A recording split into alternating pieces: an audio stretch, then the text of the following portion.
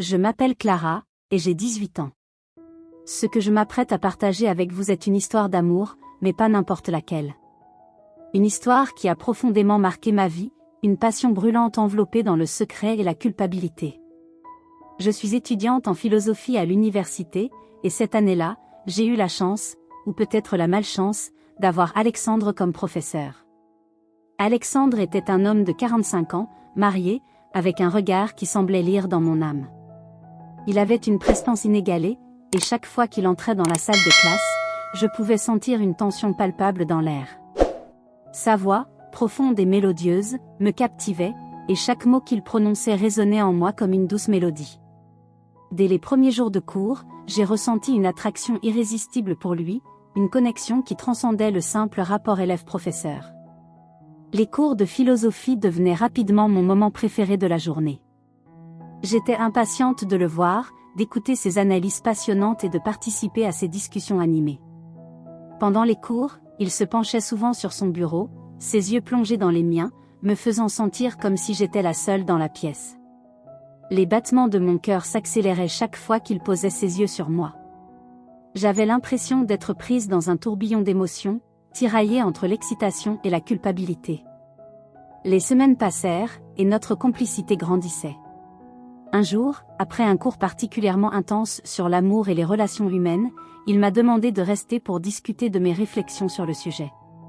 Je ne pouvais pas croire à ma chance.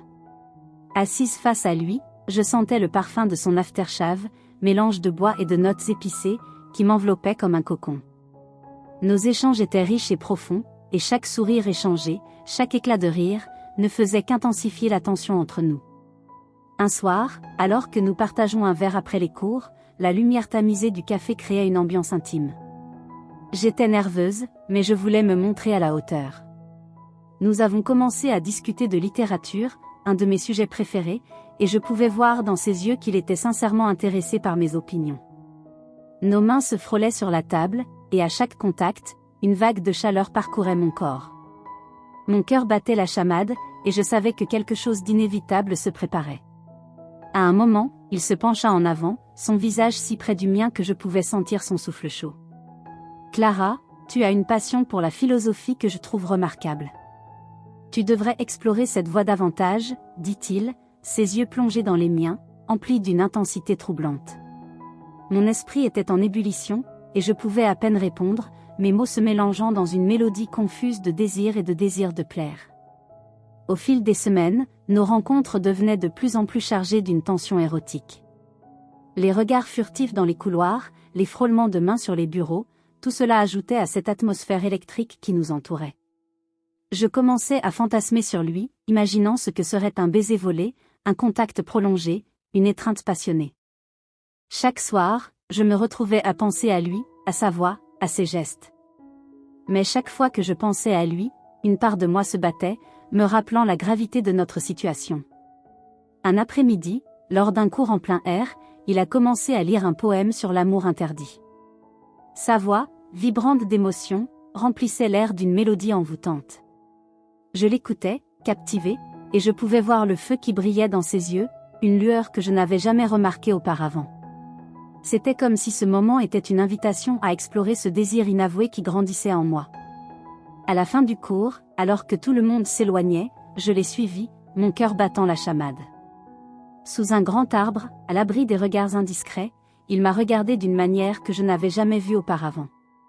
Ses yeux, habituellement si sérieux, étaient emplis de passion. Je pouvais sentir l'air autour de nous se charger d'une tension palpable. J'ai pris une profonde inspiration, ma main tremblant légèrement alors que je m'approchais de lui. Le contact de sa main sur la mienne me fit frissonner. Quand nos lèvres se sont enfin touchées, c'était comme une explosion de sensations. La chaleur de son corps contre le mien, le goût de sa peau, tout cela m'emporta dans un tourbillon d'extase. Chaque baiser, chaque caresse était une danse délicate entre passion et culpabilité. J'étais perdue dans le moment, oubliant tout, même les conséquences. Ses mains exploraient ma taille, sa respiration devenait de plus en plus rapide. Je pouvais sentir l'excitation grimper en moi, mêlée à une vague d'appréhension. Mais rien ne pouvait me préparer à ce qui allait suivre. Malheureusement, ce moment de bonheur fut de courte durée. Un étudiant qui passait par là nous a vus, et l'histoire s'est répandue comme une traînée de poudre. La panique m'a envahi, et je savais que je ne pouvais pas continuer ainsi. Alexandre, malgré son désir, a pris du recul, conscient des implications que cela pouvait avoir sur sa carrière, son mariage, et ma vie. La découverte de notre liaison secrète par mes camarades de classe a créé un climat de tension et de rumeurs. Alexandre, bien qu'il ait tenté de maintenir son autorité, semblait perturbé par ce qui s'était passé. Chaque fois que je le croisais dans les couloirs, une douleur sourde se manifestait dans mon cœur. Je savais que cette expérience m'avait changé à jamais, et je me sentais piégée entre mon amour pour lui et les conséquences de nos actions. Nous avons échangé des promesses de ne jamais recommencer, mais le regret est resté ancré en nous.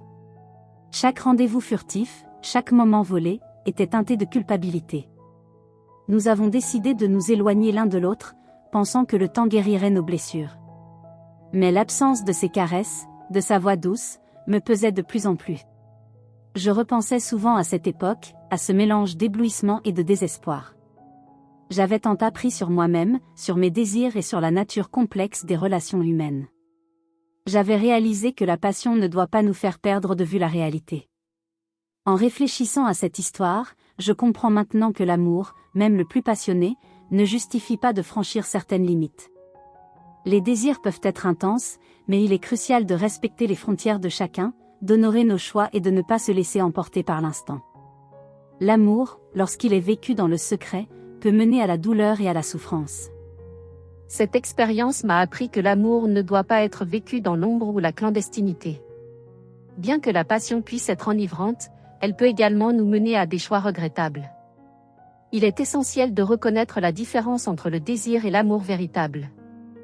La sagesse réside dans le fait de choisir des relations qui sont saines, respectueuses et mutuellement bénéfiques. L'amour doit nous élever et non nous abaisser. En cherchant l'épanouissement personnel, nous devons apprendre à nous respecter nous-mêmes et à respecter ceux qui nous entourent.